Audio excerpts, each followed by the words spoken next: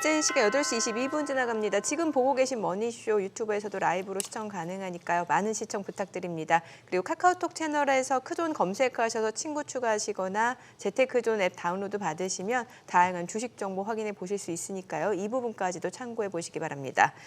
간밤 뉴욕 증시 보니까 일단 FOMC 결과 좀 안도를 한 것 같네요. 시장에서는. 네. FOMC 그저께 FOMC 당일날 장 막판에 그냥 장중에 끌어올렸던 걸 다 토해내면서 마감을 해서 뭐지 싶었는데 어제는 또 좋았습니다. 우리 프로그램 이름 잘 잡았어요. 100분 머니쇼로 시작했다가 이제 재테크 노하우 머니쇼인데 머니쇼예요. 머니쇼. 지금도 전 세계적으로 돈 잔치가 펼쳐지고 있는 것 같습니다. 네. 애플 실적도 실적이지만 아니 1,100억 달러를 갖다 자사주 매입한다는데 와. 주가가 어떻게 빠져요? 1,100억. 이게 우리 돈으로 150조 원. 그러니까요. 사상 최대 규모라던데. 그러니 미국장 할 만도 하고 또 머니쇼라는 느낌이 드는 게 또 이렇게 보니 게임스탑, AMC 엔터테인먼트 같은 그 팬데믹 때 그 밈 주식으로 아주 유명했던 얘들이 또 꿈틀거리네요.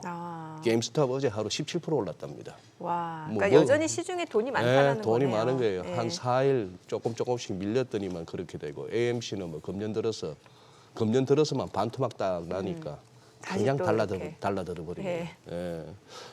자, 근데 조금 그래도 우리 시장 살피느라고 그거 했는데 FOMC 관련해서 또 오늘 고용 지표도 있고 하니까 거시 지표도 오늘 좀 살펴봐야 되지 않을까 싶어서. 자, 그래서 모셔봤습니다. 네. KBWM 스타 자문단 유신익 수석 이코노미스트 함께합니다. 어서 오세요. 어서 오십시오. 감사합니다. 예. 타이밍이 좋아요. 왜냐하면 FOMC 결과 나왔으니까 이걸 좀 봐야 되잖아요. 네. 예. 어떻게 보셨어요? 파월 의장은 우리 아주 쉽게 간단히 얘기하면 답정너라고 표현을 하죠. 답정너. 네, 답은 정해져 있고 네. 일단은 예. 근데 물음표만 계속 던지는 상황. 음. 그러니까 균형 상태를 유지하려는 노력들이 굉장히 크게 보인다. 네. 저는 이제 우리가 아주 쉽게 생각해 보면 FOMC가 열리기 전에는 지표가 막 안 좋고 물가 지표가 급등할 것 같고 네. 그래서 이제 그런 얘기도 나오지 않았습니까? 금리 인상이 가능하고 금리 인상이 8%까지 할 판이야. 저는 그때도 넌센스라고 생각을 했거든요. 왜냐하면 아주 우리가 간단한 지표로 봤을 때 실질 이자율 10년물이 한 2% 나오고 올해 실질 성장률이 미국 2% 나옵니다. 딱 균형 상태라는 거예요. 네. 그럼 여기서 가만히 있으면 물가도 그렇게 급등은 안 하고 그렇다고 해서 여기서 막 경제가 무너지고 그런 흐름도 아니라는 겁니다. 그러면 파월 의장이나 이제 페드 입장에서는 뭘 해야 되냐? FOMC 열리기 전 너무 경계감이 크고 물가에 대해서 더 오를 것 같으니까 우리가 이제 인플레이션을 좀 걱정해야 돼. 그래서 채권 시장이 또 안 좋게 흘러가면은 네. 이제 또 반대로 달래기를 할 수밖에 없는 구조인 거고 그 전에 또 너무 좋았다. 그러면은 한마디로 표현하면 금리가 너무 빠져 있었다는 거겠죠. 네. 채권 시장이 뜨거웠었다는 거예요. 네네. 그럴 때는 어느 정도 좀 통제를 해주면서 여러분들 좀 정신 좀 차리십시오. 금융시장 정신 좀 차리십시오. 약간 경각심을 좀 심어주는 이제 이러한 플랫한 어떤 스탠스들이 계속 이어진다는 거는 기저적으로 페드가 작년도에 큰 어떤 패러다임에서 물가에서 이미 넘어왔다는 겁니다. 그러니까 물가를 보는 거에서 이제는 경제 쪽 우리가 실업률이라고는 얘기는 하지만 네. 실업률 외에도 많은 경제 지표들이 있습니다. 근데 그런 네. 지표들까지 다 신경을 쓰고 있다. 왜 이 말씀을 드리냐면 지금 미국이 실업률이 설령 조금 높아진다고 해도 4% 정도인데 거의 완전 고용 아니에요? 완전 고용입니다. 예. 그런데 이번에 파월 의장이 그런 발언을 합니다. 최근에 높았던 금리 때문에 고용시장이 식는 요인이 되었다. 높은 금리가 고용시장을 식게 만든 요인이 되었다. 4% 완전 고용에서 고용시장이 식었다라고 표현할 것은 아닌 것이죠. 네. 근데 단기적으로 비농업 고용이 막 급증하다가 그게 주춤하니까 식었다라는 표현을 합니다. 그거는 앞으로 식지 않게 노력하겠습니다라는 반증적인 얘기고. 그래서 네. 금리 인상은 테이블에 없다라는 그렇죠, 거고. 맞습니다. 예. 그러니까 페드는 작년에는 물가 잡는 거에 집중한다라고 했지만 이미 그 패러다임은 넘어왔어요.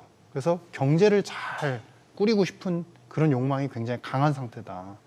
그렇기 때문에 우리가 흔들림 그리고 변동은 있을지언정 장기 추세선상으로 놓고 봤을 때는 아직도 위험 선호가 아직도 가능하고 유효한 어떤 추세선상에 있다. 저희는 그런 이제 스탠스를 갖고 있다. 뭐 이런 이제 저의 이제 개인적인 입장입니다. 파월 의장의 기자회견 발언 중에서 인상적이었던 게 스태그도 없고 플레이션도 없다. 네. 그 뭐 경기 둔화도 조짐도 없고 네. 물가 상승도 뭐 걱정할 거 없다. 그러니 아까 자막에도 나왔습니다만 스태그플레이션 시나리오에 대한 이야기가 어디서 나오는지 정말 이해가 안 된다. 네. 자기 혼자 똑똑하네요. 그럼 시장은 전부 바보네. 우리 그 최근 몇 주 사이에 월가에서부터 시작해갖고 얼마나 스태그플레이션 우려 내지는 스태그플레이션적인 뭐 지표 이런 얘기했는데 특히 1분기 그 GDP 속보치 나왔을 때만 하더라도 이거 진짜 경기 둔화 가는 거 아니냐 이런 얘기 많았잖아요. 사실 시장이 좀 오버하긴 했습니다. 시장이 시장이 오버했다. 오버한 거죠. 그러니까 1.6% 성장을 할 때 내용을 이렇게 촘촘히 뜯어보시면 소비 지출은 여전히 2.5% 증가를 했습니다. 네네. 그러니까 소비는 여전히 견조하게 좀 올라선 상태를 유지해주고 있고 네. 그런데 왜 그러면은 2% 이상 나올 것 같았는데 왜 안 나왔느냐. 재정 지출이 계절적인 요인 때문에 좀 줄었어요. 근데 여러분들 우리 다 이제 좀 약간 잊으셨겠지만 지금 예산을 지출하는 걸 2, 3개월에 한 번씩 공화당하고 민주당이 만나가지고 합의해가지고 지출하기로 작년도에 합의를 했었거든요. 예. 네. 그래서 임시 예산으로 예. 계속 2, 3개월마다 리셋해서 나갑니다. 예.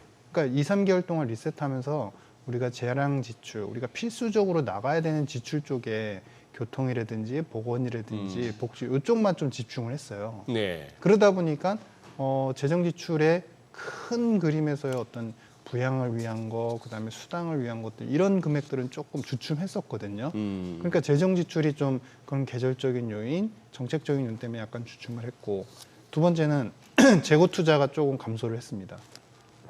재고 투자가 뭐냐면요, 기업들이 앞으로 경제가 너무 좋아가지고 활성화돼서 물건을 막 살 것 같으니까 미리 쌓아놓는 거예요. 만들어서 쌓아놓는 겁니다. 근데 그게 작년도 2분기, 3분기만 해도 재고 투자가 거의 3%, 2%대 증가를 보였었거든요. 근데 이번에 마이너스가 좀 나왔습니다. 그러면 미국 경제가 좋다고는 한들 경제가 아무리 폭발한다고 2분기, 3분기, 4분기 계속 물건을 쌓아놓을 수는 없지 않습니까? 어느 정도 사이클을 타고 가니까. 그래서 예.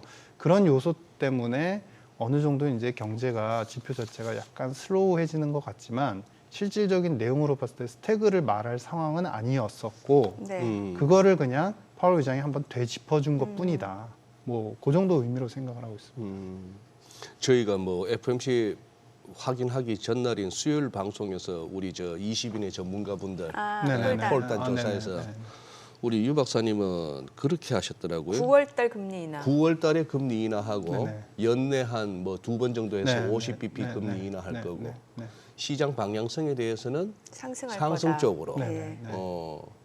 어떻게 보면은 가장 어떤 시장 컨센서스 이렇게 정규분 가운데 이렇게 가운데 부분에 조금 가까운 견해이시기도 하고. 아 그렇습니까? 네, 뭐 그렇게 되는데 아니 이제 하나하나 그 세 개 중에서 네. 금리 인하 시점 9월로 보신 이유는요? 정상화를 하려는 거. 그러니까 그 정상화가 정상화. 작년 12월에 우리 이제 파월 의장이 그런 얘기를 했었습니다. 그러니까 시장에서 좀 잊혀진 얘기긴 한데 네. 경제가 안 좋을 것 같아서 예. 금리를 내리는 게 아닙니다. 음. 앞으로 금리는 우리가 적정한 수준, 너무 빠른 시간 안에 많이 올려놨으니까 네. 적정한 수준에 갈 수 있게끔 내리는 거를 정상화라고 하는데 아하. 금리 내린다는 거는 앞으로 정상화의 개념에서 내리는 겁니다. 이런 표현을 했어요. 경기가 나빠서 내린다기보다. 네. 그리고 두 번째는 작년 12월에 했던 얘기 중에 고용시장이 뜨겁다고 해서 무조건 금리 인하를 못하는 게 아닙니다라는 표현을 했어요. 소위 얘기해서 우리가 이제 명분을 막 하나씩 만드는 네, 거죠. 예. 그래서 지금 현재 상황만 놓고 보면은 무슨 금리 인하야, 금리 인상을 해야 될 것 같고 이제 금리 인하는 먼 것 같고 이런 이제 분위기가 형성돼 있지 않습니까? 근데 거기서 페드 입장을 다시 되돌아오면 우린 중도를 찾아야 된다. 즉 하반기가 돼서 금리 인하 없을 것 같지만 결국에는 이제 하반기쯤 돼서 선언적으로 9월, 12월 정도에 한 번씩 인하하는 모습을 보여주고 한동안 쉬는, 계속 또 장기간 동안 쉬는 그런 패턴들이 나오지 않을까 이렇게 생각을 하고 있는 겁니다. 그러면 왜 또 2번이라고 하신 거예요? 50bp 정도. 원래 이제 점도표에서 3번을 계속 예, 예. 이제 인하를 얘기를 했었는데 그것보다는 좀 적은. 좀 적은. 왜냐하면 물가가 그래도 빠른 속도로 그들이 생각하는 2%까지는 안 왔으니까 네네.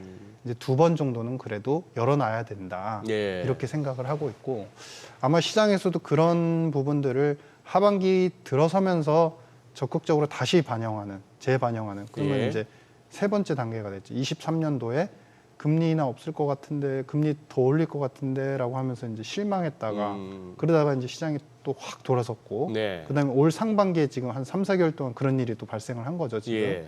그러면은 이제 주춤하고 있다가 또 이제 하반기가 됐을 때 다시 기대감이 또 살아나는. 근데 이번에는 세 번째 완전한 양치기 소년이 아닌 세 번째는 이제 올 하반기가 돼서는 금리 인하를 진짜 페드가 하는 모습을 우리가 눈으로 확인하게 되는. 근데 이제 그 금리 인하를 하게 되면은 일각에서 말씀하시는 그렇게 되면은 시장의 버블과 주식시장의 어떤 상승 모멘텀은 더 강화되지 않을까요? 하지만 아마 그때 되면은 금리 인하 2번을 또 반영해가지고 채권 시장이 이미 또 금리가 충분히 내려가 있을 겁니다. 그러니까 다 이미 시장에서 반영을 어느 정도 해놔 있을 것이다. 이렇게 생각을 하고 있습니다. 그러면 FOMC 이후 시장 상승할 거다라고 보는 거에 대해서는 어떤 좀 탄력적인 상승보다는 그냥 조금 점진적인 우상향 이렇게 보시는 거예요? 그러니까 지금부터 금리 인하를 하는 그 시점까지 오히려 그때가 즐거운 타이밍입니다. 네네. 금리 인하가 될 거다라는 기대감이 반영이 되면서 올라갈 네네네. 거다. 왜냐하면 오늘부터 이제 월가도 그렇고 모든 이제 금융 투자자들이 다 계산할 거거든요. 네. 올릴 거라 했는데 페드가 저렇게 얘기를 했네. 그러면 생각 바꿔야 되겠네. 리셋해야 되겠네. 그러면 지금부터 바로 그런 현상이 나타나는 거고 그게 단기적으로 어제 오늘 이제 그런 흐름이 나타나는 거 읽히는 거죠. 아니래. 다시 하래. 할 수 있대. 예. 그러니까 우리 열어놓고 예전처럼 다시 위험 투자 열심히 한번 해볼까? 이제 서서히 또 시작이 되는 거죠. 네. 그런 흐름이 이제 조금씩 열려나가는 흐름 중에 있다. 이렇게 생각하고 있습니다. 아까 뭐 유병석께서 저 파월 의장을 답정너라고 하셨지만 또 월스트저널의 그 연준 출입 기자 닉 티밀하우스는 또 제가 보기에는 다발람인데 다 발려주는 남자. FOMC 전날 우리 좀 전에 굿모닝 마켓에서도 소개했습니다만 그 기사를 그 이제 연준의 인트레스트 포즈라 했나? 뭐 좌우지간 금리 이제 동결로 가는 거 아니 그게 아니고 금리 인하를 갖다가 indefinitely 포즈라고 했으니까 금리 인하는 이제 무기한 뭐 정지? 무기한 이 표현을 갖다가 굳이 썼다는데 그 의미가 뭘까요? 닉 티밀하우스 기사라서 조금 신경은 쓰입니다. 무기한이라면은 적어도 지금 이제 4월이고 5, 6, 7, 8, 9 한 5개월 후면은 9월 가서 금리 내리면은 티밀하우스 기사는 다 잊어질 만한 시점은 맞네. 근데 우리 그거를 좀 생각해 보셔야 네. 될 것 같아요. 작년부터 제가 강조를 해드린 점이 우리가 사람이 말은 거짓말을 할 수 있어도 행동은 못 속인다. 뭐 행동에서 나오는 거는 진심이다. 이렇게 표현을 하지 않습니까? 그렇죠. 그 눈빛에서도 진심을 읽힌다라고 그렇죠. 하잖아요. 그렇죠. 그러니까 우리가 말이 거칠고 페드가 가끔씩 매파적으로 얘기가 나오고 그래서 좀 약간 당황할 때도 있고 금리가 더 오를 것 같은 시장 분위기 때 겁을 먹을 때도 있고. 근데 이럴 때일수록 결국에 금리는 유동성을 조절하기 위한 메커니즘의 도구거든요. 네. 근데 유동성을 봐야 됩니다. 결국. 결론은 어쨌든 기승전 유동성을 봐야 되는 건데 이번에 페드가 밝혔죠. 이제 자산을 줄이는 거, 유동성을 회수하는 속도를 더디게 하겠다. 줄이겠다. 그러니까 덜 줄이겠다. 이렇게 표현을 했죠.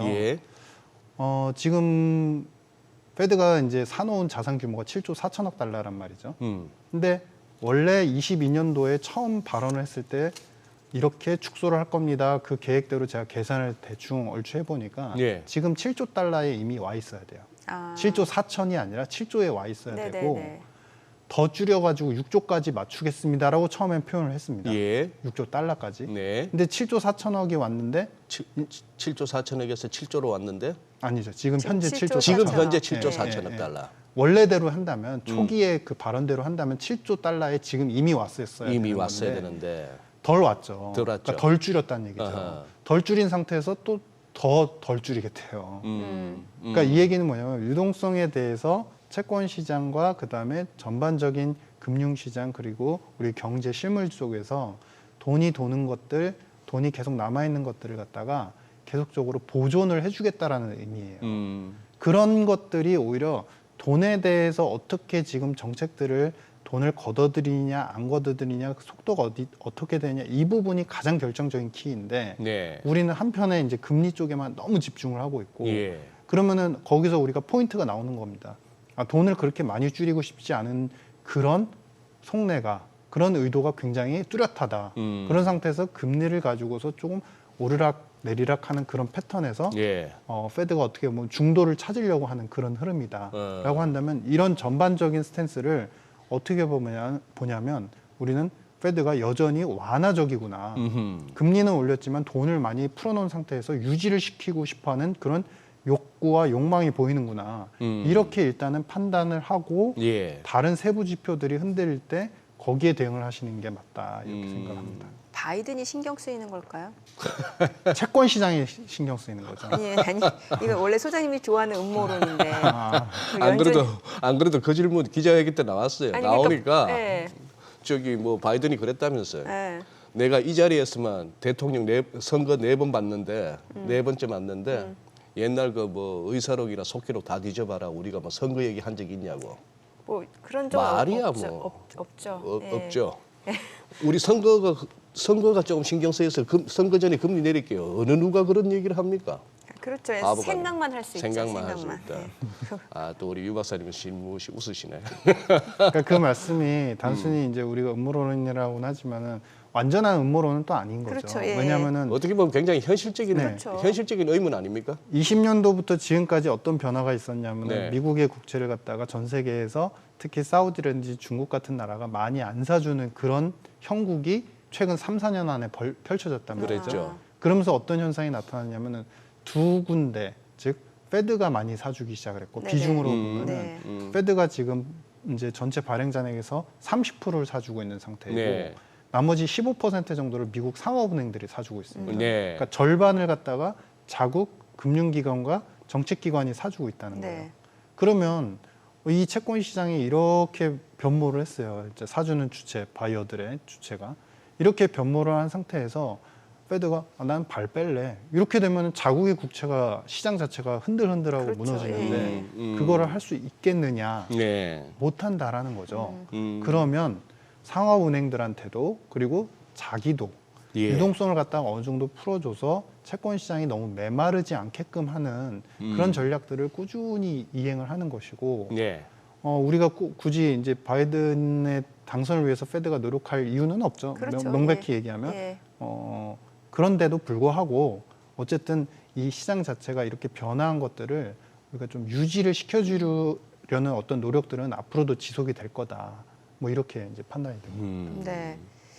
실적 얘기도 좀 여쭤볼게요. 지금 뭐 애플 실적도 나왔는데 특히나 이제 앞서 소장님 말씀 주셨다시피 지금 창사 이래 대규모 그 자사주 매입 이슈가 있다 보니까 사실 시간에서도 한 6% 이상 올라가고 있었던 상황이고 기술주가 사실 미증시 상승을 이끌어온 측면이 있었잖아요. 네. 예, 주 기술주들 실적은 어떻게 보셨나요?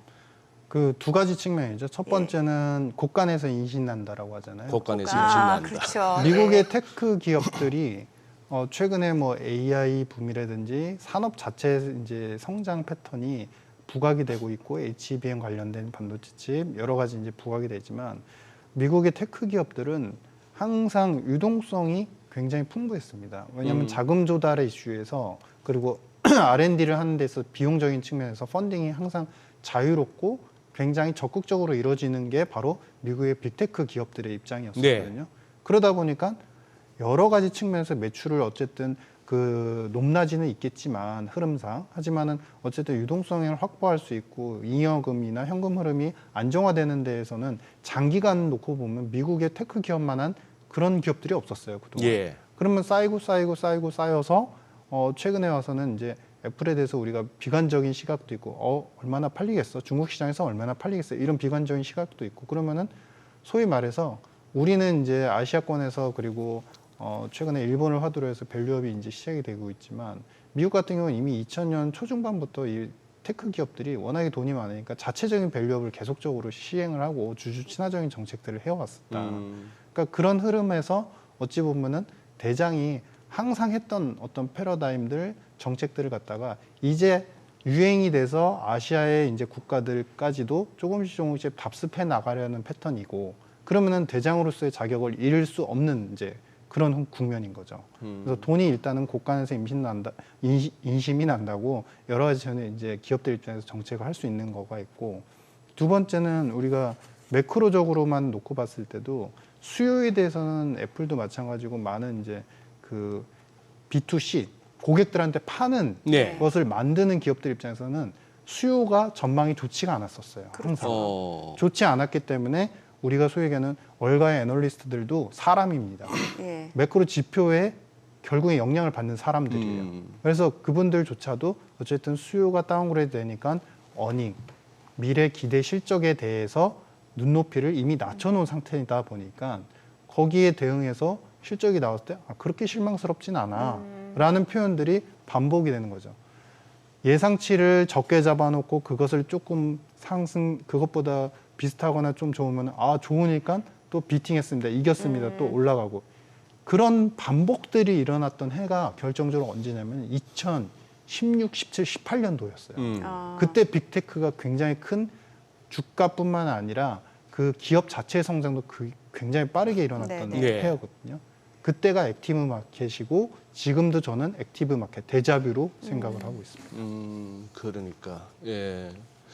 지금 말씀 나온 김에 이따가 뭐 국내 얘기는 조금 더 이어져야 되겠습니다만 언급하셨으니까 밸류업 지금 어제 나온 거 박사님 어떻게 보셨습니까? 진짜 좀 뭐랄까 투자자들 입장에서는 뭐 1, 2, 3, 4, 5 해서 이렇게 읽어보면은 좀 실망스러울 것 같은데 알맹이가 기업 없다는 느낌. 자율하라는 거죠. 네네.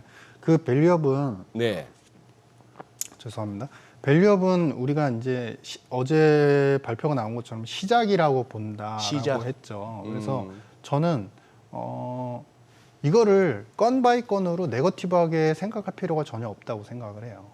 왜냐하면은 전 세계적으로 우리가 화두가 뭘까요? 지금 잘 생각해 보시면 저성장 그리고 분권화는 아주 쉽게 얘기하면 서로 교육을 덜 하려는 움직임들. 네네네. 서로 약간 편을 먹고 이 편에 속해진 국가들끼리만 교역을 하려는 움직임들이죠. 네.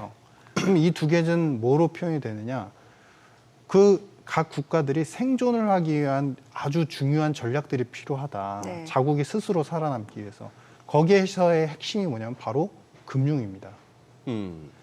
그런 측면에서 지금 전반적으로 중국도 포함해가지고 전반적으로 이제 밸류업과 관련되는 주주 예. 친화 정책들이 계속 나오고 있는데 그런 일환 중에 패턴 중에 하나로서 우리 한국도 시작이 됐다라고 생각을 하고 있고 그러면은 우리가 밸류업이나 뭐 주주 친화적인 정책들이 과거에 거의 10년 이상, 20년 동안 거론이 됐지만 구체적으로 이거를 만들어가는 정책들이 세부적인 강론들이 만들어진 적이 없었습니다. 이제 네. 시작이 됐는데 이제 시작이 된 정책을 이거 없어. 이제 다른 나라와 이미 이제 어느 정도 이제 스텝이 온 나라들랑 비교를 해가지고 네. 이 나라는 이거 있는데 우리나라는 이거 없어. 이거 별로야. 이렇게 볼 필요가 없다는 거죠. 이제 우리도 스텝 바이 스텝 하나씩 만들어 나가는 구간이기 때문에 그리고 전 세계적인 밸류업이 어떤 트렌드가 되고 저성장을 극복하기 위한 어떤 무기가 되는 상황이기 때문에 우리도 더 좋아지는 흐름으로 더 깊이 있게 연구가 되고 정책이 나올 가능성이 있다. 저는 긍정적으로 보는 시각도 중요하다 이렇게 생각을 하고 있습니다. 네. 일단 네. 유신희 박사님하고 이렇게 얘기를 나누다 보면은 어떤 뭐랄까 긍정론 내지는 상방 전망도 저렇게 말하기에 따라서 이렇게 굉장히 그거 하네요. 그냥 이렇게 녹아드는데요. 뭐 우기신다기보다는 더. 아니 근데 지금 현재까지 나중에 가서야 어떻게 될지 모르겠습니다만 지금 현재 시장 분위기는 미국의 시장 금리, 국채 수익률로 대변되는 시장 금리가 좀 낮아지고 네네. 달러도 좀 약해지면 증시는 좋아하잖아요. 네네. 지금 그 현상이 지금 FMC를 갖다가 전후해서 나타나는 느낌입니다. 네네. 우리도 지금 보니까 1,400원 찍고 나서는 계속 이렇게 더 이상은 못 가는 와중에 오늘 보니 NDF 시세가 65원이면 이거 거의 전일 대비 한 8원 정도 네네. 밑으로 시작해서 환율이 시작할 것 같은데 뭐 달러엔도 조금 떨어졌어요. 달러엔도 떨어지고 152엔 정도까지. 달러엔도 지금 떨어지고 뭐 그런 상황이 됐는데 요 아무래도 아직까지는 요 달러 약세 그리고 금리 하락은 증시에는 호재 이런 등식이 성립된다고 본다면은 요거 지금 의미 있는 흐름으로 보세요. 외환 시장하고 채권 시장. 사실 그것보다 저는 그 생각을 하는 거죠. 위험 선호가 심리적으로 그리고 돈적으로 봤을 네. 때도 투자하려는 사람들의 돈으로 봤을 때도 그게 살아있느냐. 위험 선호가 네. 살아있느냐. 네, 그게 살아있느냐 아니면은 그게 약간 데드 크로스로 가느냐. 이게 가장 결정적인데 저는 그게 살아있는 징후가 확실하다라고 생각을 하고 있습니다. 위험 선호 현상. 네, 위험 선호. 월가 표현으로 리스크 온이냐 리스크 오프냐 했을 그렇죠, 때 지금은 맞습니다. 리스크 온이다. 네. 우리 그런 좀 예시를 들어드릴게요. 우리가 예. 우리 앞에 이제 작은 개울물이 있다고 칠게요. 이 개울물인지 있는데 이 개울물을 보고서 어떤 사람이 여기서 이제 물을 마시고 싶어요. 네. 근데 그 사람은 이 물만 보고 있어요. 그러면은 이 물이 더러워지면은 못 마시니까 이 물은 이제 쓸모 없어요. 그리고 떠나버려요. 근데 저쪽에서 물줄기가 이렇게 쫙 흘러내려오는 걸 보는 예. 크게 보는 사람이 있는데 예. 저쪽에서 아주 굉장히 신선한 물줄기가 콸콸콸 쏟아지는 게 보여요. 예. 보이면은 이 물이 설령 지금은 더러워도 응. 나중에 저 물이 내려와가지고 다 이렇게 정수를 시켜가지고 깨끗한 물이 되면 그때 마셔야지 이런 생각을 하게 되거든요. 그러니까 저는 이제 경제를 하다 보니까 큰 그림에서 항상 생각을 하게 되는데 예. 지금 여러 가지 화두로 놓고 봤을 때 그리고 저성장, 그다음에 분권화 이슈, 그다음에 미국이 하는 유동성을 갖다가 유지시켜주려는 이런 정책들은 시장에 그리고 투자 시장 자체에 어찌 보면은 계속적으로 위험선을 갖다가 살려주고 아하. 그 위험선호가 결국에는 소비 심리라든지 아니면은 가계의 소득이라든지 이런 쪽에 도움이 되게끔 하려는 노력들이 충분히 보이고 있는 상황입니다. 그래서 제가 이제 지난번 우리 방송에서도 소장님하고 그런 얘기 나눴었죠. 적정한 위험 투자. 적정한 네. 적정한 위험 선호, 네. 적정한 위험 투자. 네. 네. 적정한 위험 투자라는 건 뭐냐면은 항상 이런 시장 액티브 마켓 이것도 이제 데자뷰 현상인데 이런 데자뷰 마켓이 과거에 언제 있었냐면 그때도 15, 16, 17에도 똑같은 현상이 있었습니다. 네. 달러는 강세인데 주식도 강세이고 오. 그다음에 원자재도 강세예요. 어허. 네. 최근에 나타난 현상이죠. 예. 아주 쉽게 얘기하면 각 자산군을 사려는 바이하는 주체들이 뚜렷이 있다는 거예요. 네. 달러 강세에도 불구하고 달러 강세는 그럼 왜 나타나요? 미국 자산의 메리트가 있으니까.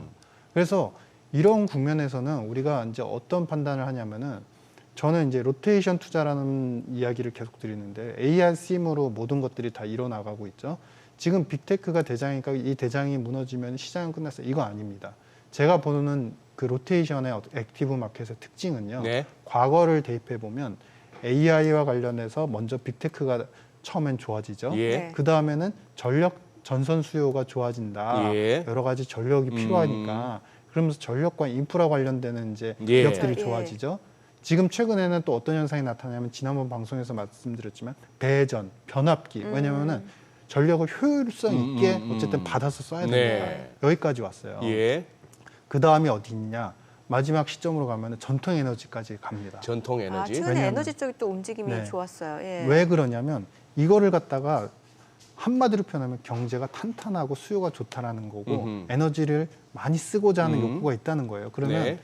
지금 기존에 우리가 바이든 정부에서 이뤄왔던 어떤 신재생 에너지 예. 이것만 가지고는 감당이 안 된다. 안 되죠. 예.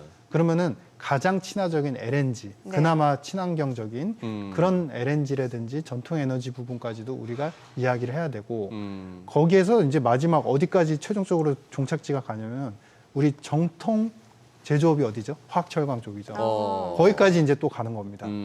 그렇게 한 바퀴를 다 돌고 나면 그러고 나서 이제 그때 돼서 주식시장이 조금 한 바퀴 돌았으니까 색깔을 다 보여줬으니까 이젠 좀 조심합시다. 이런 전략의 어떤 시각들, 그 사이트들을 인사이트들을 좀 가져가시는 게 좋지.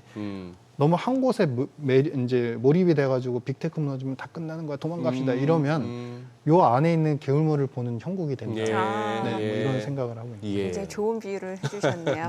네, 지금 시각 8시 52분 지나갑니다. 오늘 양시장 호가 상황 체크해 보도록 하겠습니다. 먼저 코스피 예상 체결지수 확인해 보도록 하죠. 오늘 코스피가 0.6% 상승 예상되고요. 지금 호가에서는 2,701포인트, 오늘 18포인트 이상 또 상승 예상되고요. 2,700선 회복을 좀 기대해 볼 수 있을 것 같습니다. 코스닥도 0.4% 상승 예상되고요. 예상 체결지수는 871포인트입니다. 시가총액 상위 종목 예상 체결가 보도록 하겠습니다. 오늘 삼성전자 0.7% 상승 예상되고요. 지금 호가에서는 78,600원, 그리고 SK하이닉스 오늘 3% 강세가 예상됩니다. 최근에 사흘 연속 주가가 좀 조정을 받는 측면이 있었는데 간밤 뉴욕 증시에서도 주요 빅테크 관련주들 나스닥도 다시 상승을 보여줬고 오늘 국내 증시 쪽에서도 일단 AI 관련주 내에선 대장주 격인 SK하이닉스 3% 강세가 예상되고요. 예상 체결가는 178,800원으로 집계가 되고 있습니다. LG에너지솔루션 보합 예상되고요. 삼성바이오로직스가 0.9% 상승할 걸로 보입니다. 지금 호가는 782,000원. 삼성전자 우선주도 1% 상승 예상되고요. 이 가운데 현대차는 보합 예상됩니다. 기아가 0.8% 올라갈 걸로 보이고요. 예상 체결가는 126,600원. 셀트리온 소폭 상승 예상됩니다. 예상 체결가 188,000원이고요. 포스코홀딩스 0.75% 오름세가 예상됩니다. 예상 체결가 402,000원. 네이버 오늘 이제 실적 발표하게 되는데 좀 호가에서 3% 강세가 예상되고요. 예상 체결가는 194,800원으로 집계가 됩니다. 코스닥 시가총액 상위 종목 예상 체결가도 보도록 하겠습니다. 에코프로비엠 오늘 0.4% 상승 예상되고요. 호가는 234,000원, 에코프로도 0.9% 상승 예상됩니다. 예상 체결가 105,100원. HLB가 2% 약세 예상되고요. 지금 호가는 104,100원이고 알테오젠 소폭 상승 예상됩니다. NTM이 0.5% 올라갈 걸로 보이고요. 호가는 28만 원. 그리고 HPSP가 1.5% 상승 예상됩니다. 예상 체결가는 39,300원. 리노공업 오늘 4% 강세가 예상되네요. 오늘 반도체 쪽이 다시 한번 좀 힘을 내줄 걸로 예상됩니다. 지금 보시다시피 리노공업, 이오테크닉스, 호가에서 4% 강세가 예상되고요. 각각 예상 체결가 27만 원, 25만 원으로 집계가 됩니다. 셀트리온제약 상승 출발 예상되고 레인보우 로보틱스 강보합권 예상되고 있습니다. 이제 개장까지 5분여가량 남았는데요. 일단 오늘 양시장 상승 출발 예상되고 코스피가 2,700선 회복이 예상이 되는데 어떠세요, 예. 느낌은? 소장님 느낌이요? 느낌요? 네, 감. 예. 아니 손도 처음 잡았을 때 찌릿하지 잡고 나면 그다음에 내 손인지 네 손인지 모르지 않습니까? 2,700 어디 한두 번 봤나요? 아니 왜 예. 유신익 박사님이 들어주는 비유는 예. 격조가 뭔가 있는데 시적인 느낌이 시적인데 드는데. 왜 이렇게 통속적이냐? 저질적이냐? 아니죠. 아니에요. 좋아요. 딱 와닿죠. 좋아요. 직관적일 수도 있어요. 네. 요즘 이렇게 틈만 나면은 짝꿍 이렇게 씹으려고 우리 정민 앵커가 그거 해가지고 그만큼 친하다는 얘기죠. 네. 오늘 보니까 진짜 국내 증시 쪽에서도 기존의 H뱅 관련주라든지 반도체 쪽에 좀 다시 힘을 내줄 걸로 보이는데 이쪽의 그런 추세적인 시세 강세는 아직 끝난 건 아니다라고 봐야 되는 건가요?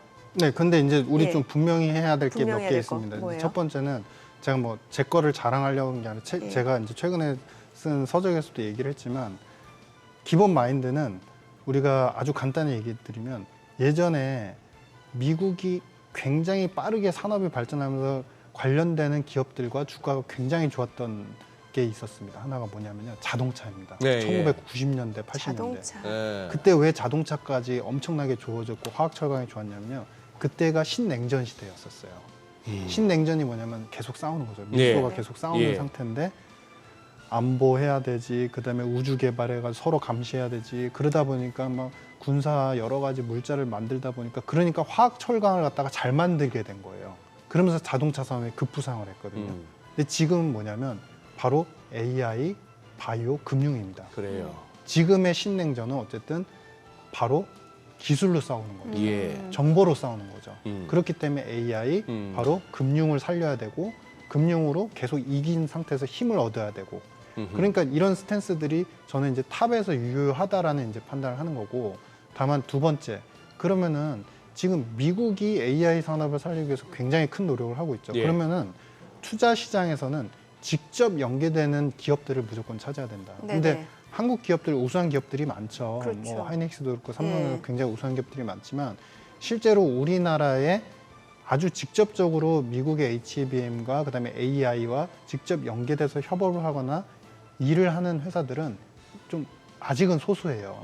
그러면 지금 약간은 이제 우리가 시장을 보면서 뜨거울 것 같아. 어제 미국이 뜨거웠으니까 뜨거울 것 같아. 남이 뜨거워가지고 자기도 뜨거워지는 건요. 자기가 원래 자기 몸이 온도가 원래 따뜻한 사람이 아니면 금방 식어요. 그러니까 그거를 항상 감안을 하고 가셔야 된다. 오늘 우리 이거 경제방송, 주식방송 맞나요? 예, 비유가 아주 막 후끈합니다. 네. 예. 그러네요. 그러니까 뭐냐면은 항상 이게 정중동을 좀 봐야 되고 이렇게 액티브 마켓이나 이런 데서 투자를 하셔서 이제 뭔가 이렇게 좋은 성과를 거두시려면은 네. 아까 직접적인 비유라고 우리 이제 네. 아, 네. 여성 앵커님께서 네. 말씀해 주셨잖아요. 타겟을 바로 찔러야 되는 거예요. 미국하고 직접 앞으로 협업을 하거나 계속적으로 매출이 일어날 수 있는 기업들을 네. 우리가 소팅을 해서 한국에서만 찾지 말고 일본, 그다음에 대만 다 찾아서 거기서 우리가 직접적인 찔러서 투자라는 그런 패턴들이 오히려 기대 수익에는 또 긍정적일 것 같다 이렇게 생각을 하고 있습니다. 그러면 좀 구체적으로 국내 증시에서도 그 섹터를 좀 직접적으로 말씀 주실 수 있나요? 그거는 뭐 제가 이야기를 하기 전에 이미 우리가 앞에서 거론이 됐지 않습니까? 이제 삼성전자가 최근에 하고 있고 그다음에 어쨌든 하이닉스도 최근에 이제 그 관련되는 네. 뉴스가 있었던 걸로 압니다. 그래서 네. 이제 그런 직접된 기업들을 우리가 좀 선점하고 이렇게 좀 눈여겨보는 그런 전략이 더 유효하지 않나 이렇게 생각하고 있습니다.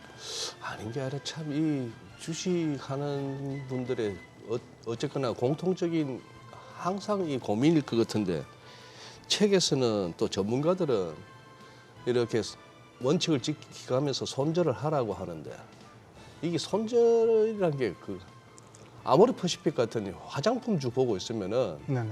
그야말로 한 3분의 1 토막, 4분의 1 토막, 심한 거는 뭐 반 토막 이렇게 난 상황에서 진짜 못 견디도록 그렇게 오랫동안 지지부진하다가 요즘 또 시세 나니까 순식간에 또 더블 그렇죠. 가네요. 이거 뭐 버티다 손절하신 분들은 얼마나 속이 따가울까요? 이거 자 일단 이런 시장에 뛰어들어서 무조건 버텨야 되나 싶은 때도 있고 참 그거 합니다만. 근데 가장 결정적인 거는 무조건 버틴다는 건 사실 약간 좀 그 뭐라 그러죠? 너무 배팅하는 거죠. 그러니까 뭐냐면 저는 기본적으로 이제 저 그 얘기 개장하고 좀 들어보도록 네네네. 하겠습니다. 네. 우리 국내 증시를 확인해 보죠. 개장합니다.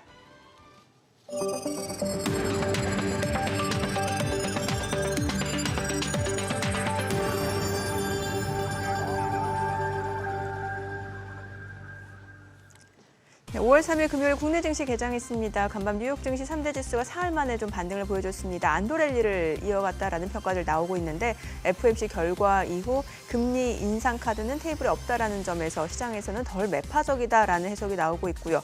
주요 기술주들 실적도 좋았습니다. 퀄컴 같은 경우는 예상을 웃도는 실적을 발표하면서 주가가 9% 넘게 뛰었고 애플도 장 마감 이후 실적을 내놨는데 일단 뭐 자사주 창사 이래 최대 규모의 자사주 매입 계획 소식에 또 주가도 시간 외 거래에서 6% 강세를 보여줬고요.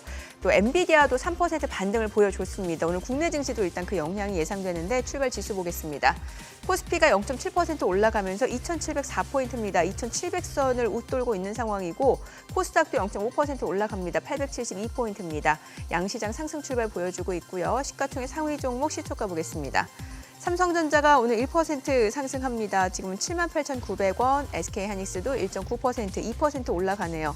17만 7천 원이고 LG에너지솔루션은 보합이고요. 삼성바이오로직스가 0.39% 상승합니다. 77만 9천 원, 삼성전자 우선주도 0.7% 올라가네요. 6만 5,500원. 현대차도 0.4% 상승하고요. 기아도 0.67% 올라가면서 12만 400원에 거래되고 있습니다. 자, 그리고 셀트리온 0.5% 상승합니다. 18만 8,500원이고 포스코홀딩스가 0.75% 상승하고요. 40만 2천 원.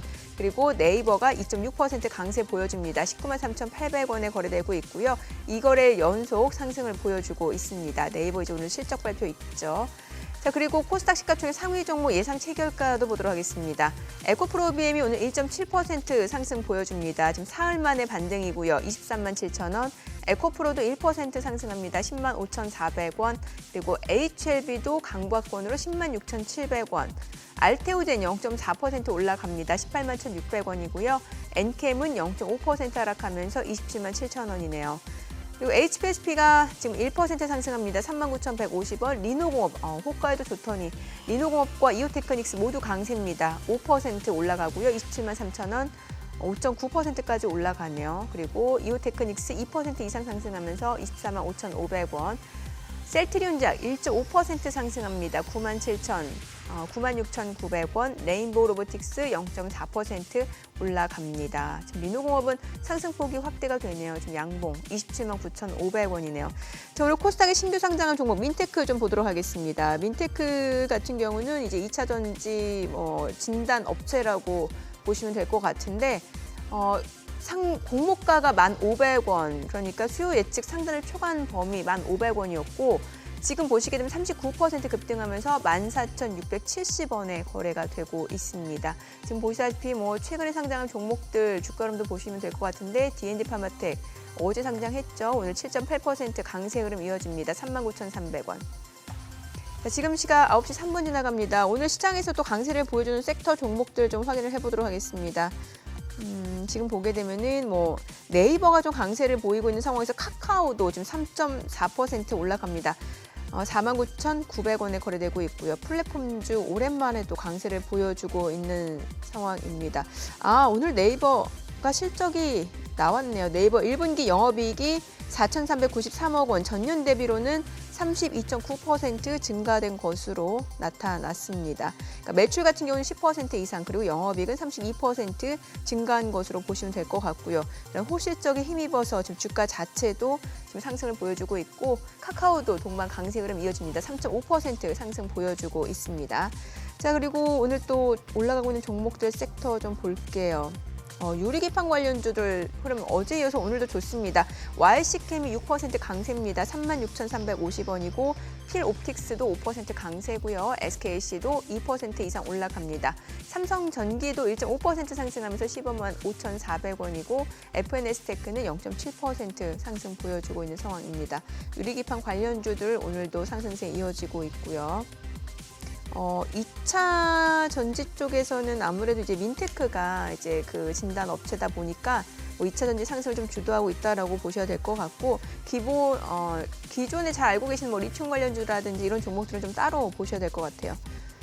그리고 오늘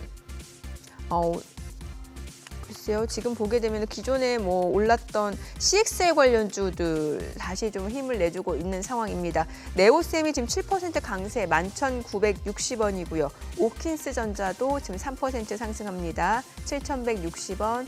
그리고 코리아 서킷도 2% 올라가고요. TLB도 상승세고 퀄리타스 반도체도 2% 상승하면서 31,550원에 거래되고 있습니다. 오픈엣지 테크놀로지도 1.5% 상승 보여주고 있습니다. 지금 시각 9시 5분 지나갑니다. 수급 상황 좀 체크해 보도록 하겠습니다. 오늘 유가증권 시장에서는 금융투자, 연기금을 중심으로 좀 기관 쪽 매수세가 유입되고 있는데요. 177억 원 순매수고요. 외국인은 169억 원, 개인은 4억 원 매도 우입니다. 코스닥에서는 개인과 기관이 삽니다. 각각 241억 원, 7억 원 순매수, 외국인은 214억 원 매도 우위 나타내고 있습니다. 환율 좀 체크해 보도록 할게요. 오늘 외환 시장 개장 상황입니다. 달러 환율 많이 떨어집니다. 7원 90전 하락한 1,368원에 개장이 됐습니다. 환율은 조금씩 안정되는 그러네요. 분위기네요. 지금 어쨌거나 BOJ가 컨펌은 안 된 거지만 대부분 시장에서는 개입으로 봐주는데 지난번 이제 160엔 찍고 한번 세차게 밀고 어제도 그야말로 우리 서울 외환시장, 서울 외환당국이 가끔씩 하는 점심시간에 장 열벌 때 도시락 폭탄이라고 이제 부르는 그런 거 비슷하게. 도시락 폭탄이요? 예. 다들 이제 도시락 까먹고 있는 시간에 폭탄 터진다고요? 개입을 갖다가 하는. 어제도 굉장히 그게 있지 않습니까?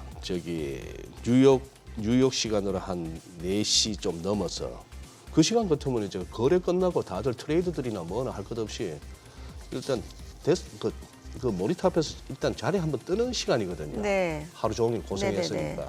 잠깐 담배도 네. 피우고 화장실도 가고. 네. 그때 확 밀어버렸으니. 근데 그리고 또 BOJ 그 재무관이 하는 말이 그랬잖아요.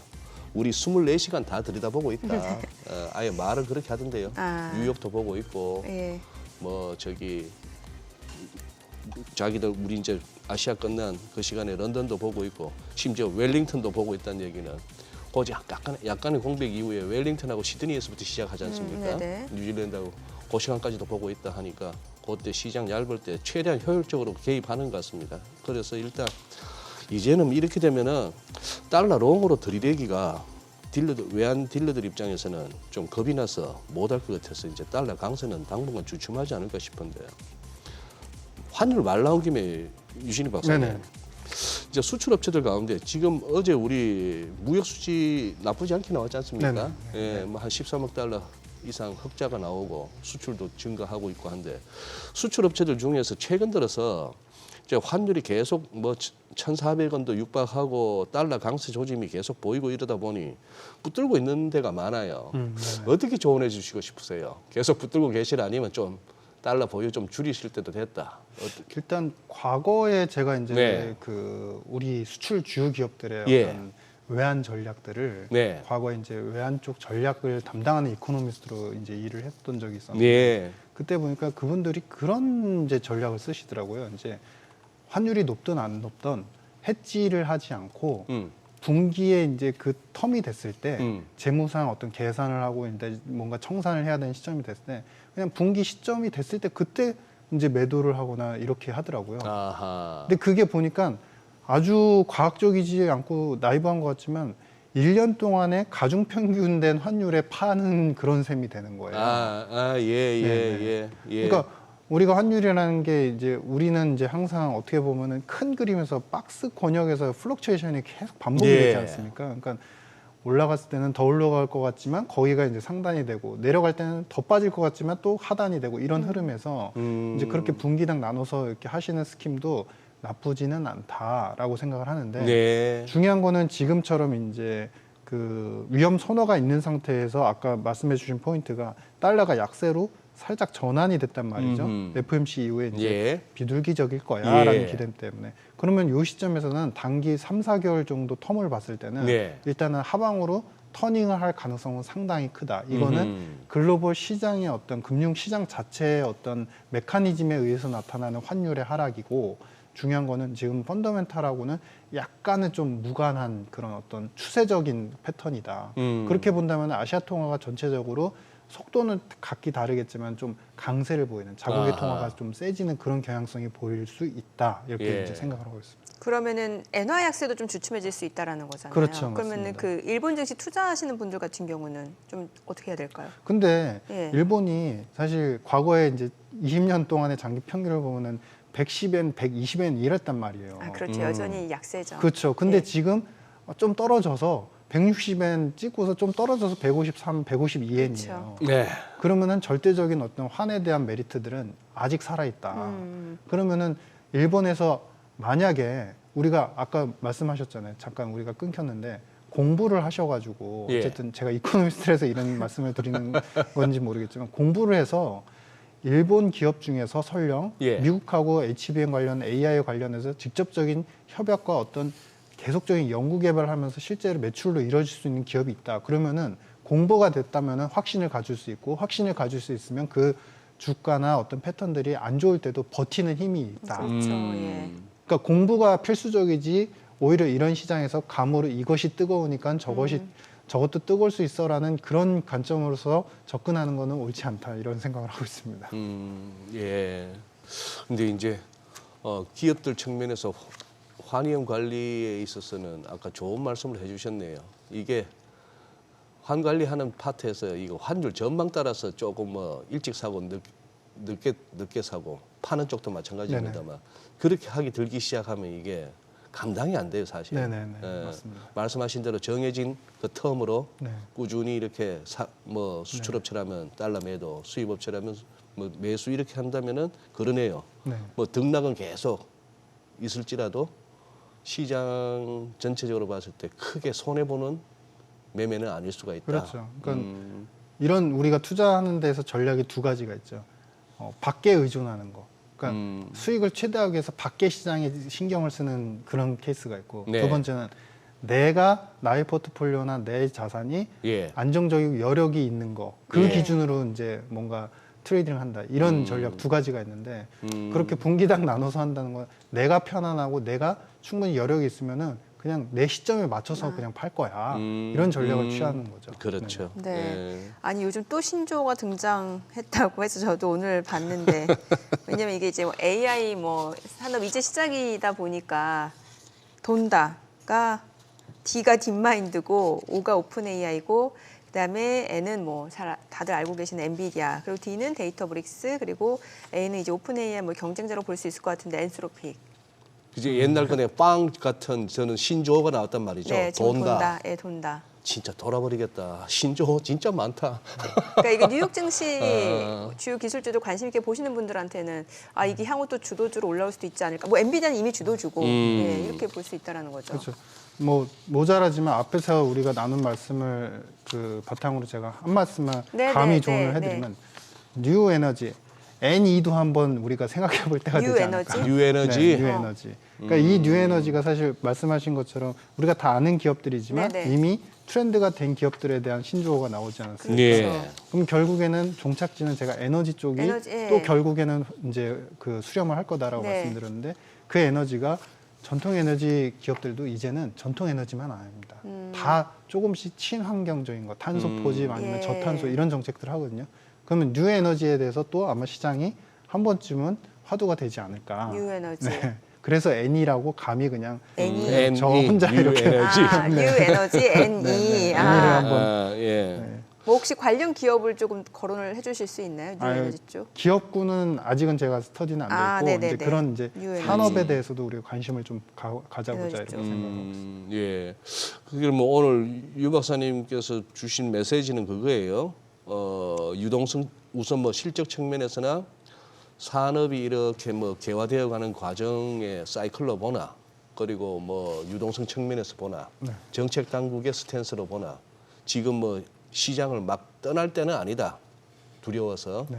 그런 말씀으로 이해는 되는데 그래도 혹시라도 하는 그 테일 리스크 네. 우리 설문에서는 지정학적 리스크를 꼽으셨던데 네, 맞습니다. 뭐 그 부분 조금 이렇게 우려되는 부분도 한 번은 짚어주셔야죠. 네, 그러니까 미국이 지금 아주 쉽게 표현을 해드리면 정책이나 여러 가지 신뢰적인 측면에서 기스가 낮기 때문에 분쟁이 자꾸 나는 거거든요. 그러니까 2000년 초중반을 생각해 보시면 우리가 자유무역주의라고 했지만 그때 중동이 서로 항상 사이가 좋았던 게 아니에요. 예. 저기 순위 시아는 계속 대립을 했었고 중국도 항상 이제 들끓는 불만들이 있었어요. 네. 우리는 이렇게 싼 값에 노동을 제공하는데 바이하는 미국은 계속적으로 금융으로서 모든 소비를 다 이루면 저쪽은 놀면서 사고 우리는 열심히 일해가지고 조금 돈 벌고 이런 불만들이 항상 쌓여 예. 있었거든요. 근데 이제 그때 대의라는 게 있죠. 항상 미국이 주는 인센티브나 경제적인 어떤 수혜들 이런 것들을 얻기 위해서 그래도 어느 정도 불만이 있고 그래도 이제 트러블이 있을 것 같지만 항상 이제 조절이 되고 컨트롤이 됐었단 말이에요. 네. 왜냐하면 스스로 참는 거죠. 더 큰 걸 얻기 위해서. 예. 근데 지금은 그러한 부분에서 신뢰가 조금씩 깨지기 시작했고 처음에는 그래도 가능성을 엿봐야지 이러다가 우리가 사람으로 이제 비유를 하면 아예 마음이 돌아선 거예요. 마음이 돌아서서 이제 저쪽 가서 얻을 거 없어. 우리 살 길 찾을래. 이러면서 이제 분쟁이 시작이 되고 그러면서 자기 성격도 나오고 예. 국가적인 어떤 트러블도 자꾸 이제 표출화되고 그럼 미국이 컨트롤할 수 없는 영역들이 이제 조금씩 생기고 있다. 그래서 분쟁에 대한 리스크들은 역으로 표현하면은 그래서 분쟁이 지속될수록 미국이 더 강화되는 힘을 갖기에 AI에 더 투입을 하고 더 연구를 하고 더 키우기에 노력을 할 거다라는 이제 역반영적인 이야기도 되지만 중요한 거는 분쟁은 미국이 컨트롤할 수 없고 이게 아마도 시기별로 잊혀질 만하면 계속적으로 나타날 수 있는 스킴이다. 그래서 전체적인 우리가 아주 인베스코에서 이야기하는 아주 투자 철학이 저는 마음에 들어서 한 가지 말씀드리면 네. 액티브 마켓이면 로테이션 하라. 하지만 로테이션 할 때도 제1원칙 현금 유동성에 대한 확보는 항상 해두고 그리고 자기 여력을 갖다가 어느 정도 지킬 수 있는 범위에서만 계속 로테이션 투자를 하셔라. 이런 이제 판단을. 네, 그래요. 오늘 또 예. 좋은 말씀 잘 들었습니다. 고맙습니다. 예, 고맙습니다. 네, 감사합니다. 네, 저희 방송 중에 전해드린 내용과 관련해서 더 많은 정보 원하시는 분들은 카카오톡 채널에서 크존 검색하시거나 재테크존 앱 다운로드 받으시면 다양한 정보 확인해 보실 수 있으니까요. 참고해 보시기 바랍니다. 자, 최근 투자자들이 또 시장에서 관심 있게 본 리포트 어떤 내용들이 있는지 확인해 보겠습니다.